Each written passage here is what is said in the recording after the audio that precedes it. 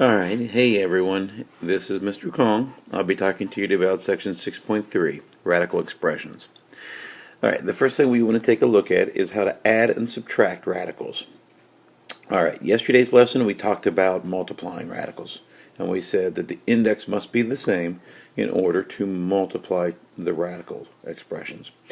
Well, the rule for adding and subtracting is not only does the index have to be the same, but so does the radicand.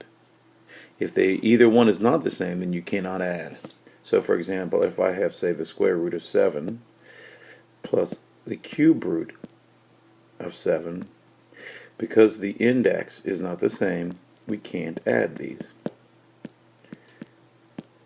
In the other scenario, if I have something like the cube root of 13 plus the cube root of 17, even though the index is the same, since they have different radicands, again, I cannot add.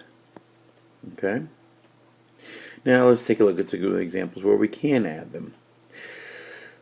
The first one, suppose I have something like the square root of 3 minus 5 times the square root of 3 plus 7 square roots of 3. Well, to add these, since the index is the same and the radicand is the same, I can actually combine these into a single radical. And all I'm going to do is add and subtract the coefficients of each radical. I've got 1 radical 3 minus 5 radical 3s is negative 4 radical 3s. And then I'm going to add 7 more radical 3s to that. When I do that, I get 3 radical 3 as my final answer. Okay? Now, let's take a look at an example that looks like we can't add, but in fact we'll be able to. Suppose I have 4 square root of 18 minus 3 square roots of 50 plus 7 square root of 2. Now, at first blush, I say to myself, oh, the radicals, these radicands, they're not the same. I might as well just give up now. But, in fact, if you look at the square root of 18, I know that this guy, yeah, right there, that guy right there simplifies. So I can make him into, let's see, it's got a perfect square of 9 in him, and the square root of 9 is 3. And when the 3 comes out, the 3 times the 4 would be 12. So I get 12 square root of 2 from him. Similarly, with the square root of 50, 50 has a perfect square of 25 in him. When I square root 25, I get 5. 5 times 3 is 15, and I'm left with a 2 inside of him. And the last guy, the 7 square roots of 2, he does not simplify, so he'll just stay 7 square root of 2. But now, when I look at each of the 3 terms, I notice that all 3 have just square root of 2 there. So I can just combine my coefficients. I get 12 minus 15 is negative 3, plus 7 more is 4 square root of 2. And that's my final answer. Alright, the next idea that we want to look at is multiplying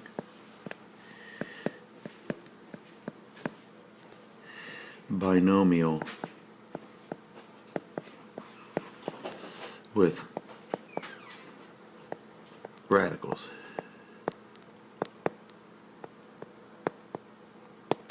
Okay? And you guys know how to do this because we did this in the last chapter when we were dealing with polynomials and their roots. If I have a problem like 4 minus the square root of 3 times 5 plus the square root of 2. Again, I'm going to just multiply this out by distributing the 4 to both the 5 and the square root of 2. That would give me 20 plus 4 square root of 2. Now I'm going to distribute the radical 3 to both the 5 and the square root of 2. That would give me negative 5 square root of 3 minus the square root of 6. And remember that with radicals from yesterday, again, since the index is the same, square root, I can actually multiply the radicands and give me square root of 6. Now if I look at this, can I combine any of the like terms? The answer to that is no. So there's my final answer. Now let's take a look at one where we're going to, come on, let's put him right here for now. Alright, there we go. Alright, now let's take a look at one where we're going to actually multiply a conjugate. Suppose I have 6 minus the square root of 5 times 6 plus the square root of 5. Well, let's see. I'm going to get 36 plus 6 square roots of 5 minus 6 square root of 5 and then minus 5. Alright. From here, I know that the 6 square root of 5 and the negative 6 square root of 5 cancel, and I'm left with 36 minus 5, which is 31.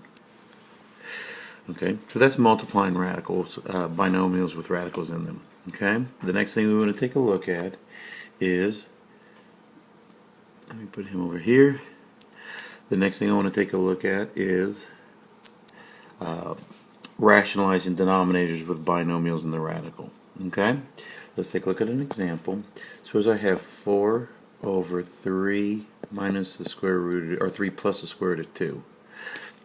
To get rid of the radical out of the bottom, I need to multiply by the conjugate. The conjugate in this case is just 3 minus the square root of 2. So I'll multiply top and bottom by 3 minus the square root of 2. When I do that, I get in the numerator 12 minus 4 square roots of 2 over, well, I can just floor it at the bottom. That would just be 9 minus 2. So that's 12 minus 4 square root of 2 over 7. And I've gotten the radical out of the bottom. I'm sure that this will help you, and I'm sure that you guys will just fly through the homework after you've watched this, and you'll say, wow, thank you, Mr. Kong. Thank you for not being here, but for leaving this beautiful screencast, which enables us to learn even when you're not around. I'll see you guys tomorrow. Bye.